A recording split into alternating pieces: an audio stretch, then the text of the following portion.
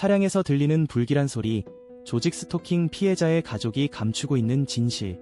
법적 대책이 절실한 이유는 차량에서 들리는 불길한 소리, 조직 스토킹 피해자의 심각한 현실.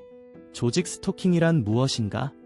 조직 스토킹은 일부 집단이나 개인이 특정 대상을 지속적으로 괴롭히기 위해 협력하는 행위를 의미합니다. 이 과정에서 가까운 이웃, 일상적인 주변인들까지 가해자가 되어 피해자에게 심리적, 신체적 고통을 가합니다.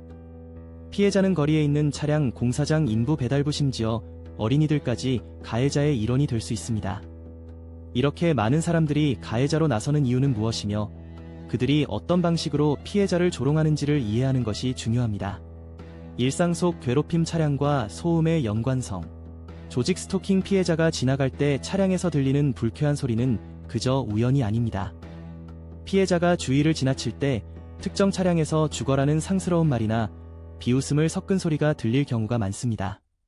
이러한 행동은 심리적 압박을 가하고 파괴적인 영향을 미칩니다. 실제 살해한 피해자는 차량에서 죽여버릴 거야라는 소리를 여러 번 들었고 이러한 소음으로 인해 큰 불안감을 느꼈습니다. 피해자의 주변에서 무심코 발생하는 소음이 실제로는 조직 스토킹의 일환일 수 있습니다. 불쾌한 소음을 통한 괴롭힘. 조직 스토킹은 단순히 온라인 혹은 일상적인 신체적 괴롭힘으로 한정되지 않습니다.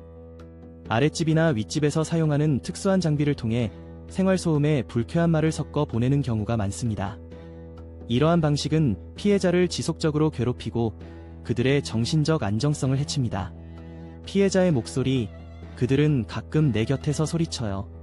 죽어 라는 말을 듣는 것은 정말 불쾌하고 강력한 고통입니다. 뇌파 생체 실험과 전파 무기의 위험. 조직 스토킹 피해자는 뇌파 생체 실험과 전파 무기 공격의 표적이 되고 있습니다.